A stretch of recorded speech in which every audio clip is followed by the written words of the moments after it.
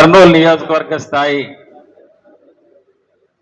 నాయకులు, కార్యకర్తలు, కార్పొరేటర్లు ఈ స్థాయి సమావేశానికి మరి పార్టీ జిల్లా అధ్యక్షులు ఎస్వి మోహన్ రెడ్డి గారు, నాయకురాలు విజయ మనోహరి గారి ఆధ్వర్యంలో జరుగుతున్నటువంటి ఈ ఆత్మీయ సమ్మేళనానికి విచ్చేసినటువంటి అందరికి కూడా ప్రత్యేక ధన్యవాదాలు తెలుపుకుంటూ, రాజకీయాలు అనేది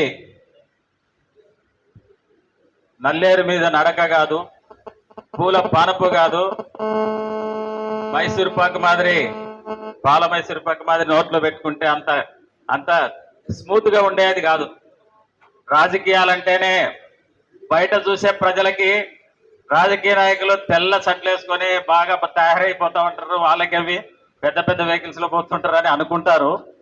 ఎన్నో కష్టాలు ఈరోజు ఎస్వి మోహన్ రెడ్డి గారి కుటుంబం దాదాపు 50-60 సంవత్సరాలుగా ఈ జిల్లాలో అన్ని స్థాయిల్లో ఎదుర్కొన్నారు. 20-30 ఏళ్ల కిందట ఫ్యాక్షన్ ఎదుర్కొన్నారు. పార్టీకి మరి ఎస్వి సుబ్బారెడ్డి గారు ఒక పెద్ద దిక్కుగా 20-30 ఏళ్ల కిందటే ఏ పార్టీలో ఉన్నా ఆ పార్టీకి కట్టుబడి ఉండి ప్రజల కోసం, నమ్మిన వాళ్ళ కోసం, పల్లెటూరు వాళ్ళైనా పట్టణ వాసులైనా అందరికీ అందుబాటులో ఉండి ఎటువంటి అన్యాయం జరిగినా ఇది అన్యాయం అని చెప్పి మనం ఏదైతే ఇప్పుడు మన నాయకుడు కోరుకుంటున్నాడో, voice of the voiceless, voice లేని వాళ్ళు అన్యాయం జరిగినా కూడా చాలా కుటుంబాలు బయటికి రాలేని పరిస్థితుల్లో ఉన్నా కూడా ఇటువంటి కుటుంబాలు ఇది అన్యాయం అనే చెప్పే వాళ్ళు చాలా అరుదుంటారు. అదేవిధంగా మన పార్టీకి ఇద్దరు కూడా మంచి పెద్ద అసెట్ ఇది. ఎందుకంటే జగన్మోహన్ రెడ్డి గారు కూడా మనోహరక్క గారు వీళ్ళు కలిసినప్పుడు శివపార్వతులు అని పిలిచేవాళ్ళు. అంటే అంత చక్కగా అది అందరికీ రాదు. ఎంత అంటే ఇవన్నీ అనుభవంతో వచ్చినటువంటివి, ఎన్నో త్యాగాలు చేసింటారు. నిజంగా చెప్పాలంటే డబ్బు సంపాదించుకున్న వాళ్ళంతా బాగా ఎంజాయ్ చేస్తారు. పోయి ఇంతమందితో ఇన్ని ఫోన్ కాల్స్ రిసీవ్ చేసుకుంటూ ఎవరి కష్టం వింటూ వాళ్ళ కష్టాలు తీర్చాలంటే రాజకీయం అనేది ఎంత కష్టమో, ఈ వృత్తి ఉన్నటువంటి కష్టం ఏ వృత్తిలో లేదు నిజంగా చెప్పాలంటే. కాబట్టి ప్రజలు కూడా గమనించాలా, ఎవరు అందుబాటులో ఉంటారు, ఎవరు కార్యకర్తల కష్ట సుఖాలు తెలుసుకుంటున్నారు ఈ నియోజకవర్గంలో. ఎందుకంటే మనకి ప్రభుత్వం వచ్చి కూడా మనకు 5 సంవత్సరాలు కూడా చాలా మంది కష్టపడ్డ కార్యకర్తలకి ఎవరికి కూడా న్యాయం చాలా తక్కువ జరిగింది. ఇది నిజంగా పార్టీ ఆలోచించాల్సినటువంటి విషయం ఇది.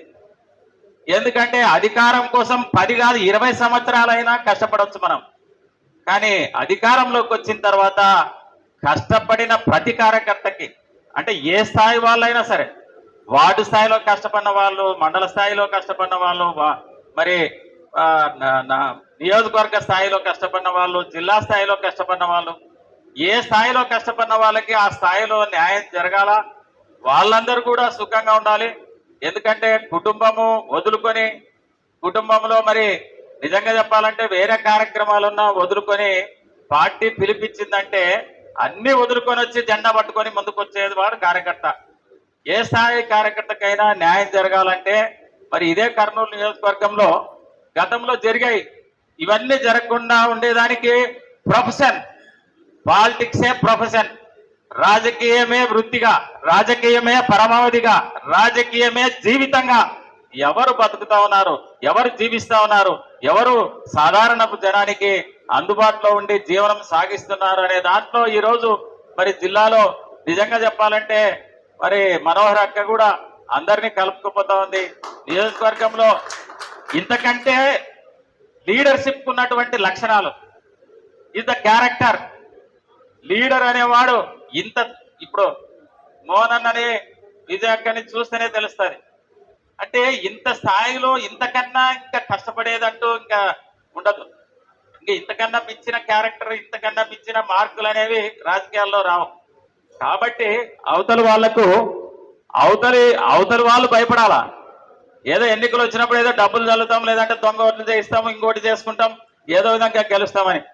కానీ మన లీడర్కు ఉన్నటువంటి చరిష్మా ఈ రోజు కూడా జనంలోకి వస్తున్నాడంటే, ఒక కార్యకర్త చనిపోయినందుకు చూడడానికి వస్తాడంటే సంవత్సరం అయింది, సంవత్సరంలోనే ఇంత మార్పు. మరి ప్రజలు కూటమిని గెలిపించినప్పుడు ఏమి ఆశించి గెలిపించినారు? జగన్మోహన్ రెడ్డి గారు ఇచ్చిన దానికంటే ఎక్కువ ఇస్తాడని చెప్తే జనం నమ్ముతున్నారు. ఇప్పుడు చంద్రబాబు నాయుడు 4వ సారి ముఖ్యమంత్రి కావడానికి కారణమైనా కూడా, ఆయన గతంలో 3 సార్లు ముఖ్యమంత్రి అయినా కూడా ఆయన హామీలు నెరవేర్చకపోయినా ఇస్తామంటే నమ్మడం అనేది జనము సహజం. ఇది కానీ దీన్ని కార్యకర్తలు పటిష్టంగా తీసుకెళ్లగలుగుతాం. ఈరోజు వైఎస్ఆర్ కాంగ్రెస్ పార్టీకి ఉన్నటువంటి క్యాడర్ భారతదేశంలో ఏ పార్టీకి కూడా ఇంత బలమైనటువంటి నాయకత్వం కానీ క్యాడర్ కానీ లేదు. అయితే చిన్న పొరపాటు వల్ల 40% ఓట్లు మనం సాధించుకున్నా కానీ 11 సీట్లే వచ్చినాయి అనేది ఆశ్చర్యకరం. ఈవీఎంలు ఏం జరిగింది, మరి ఆ రోజు ఏం జరిగింది అనేది ప్రజలకు తెలియదేమో కానీ చదువుకున్న వాళ్ళందరికీ కూడా తెలుసు.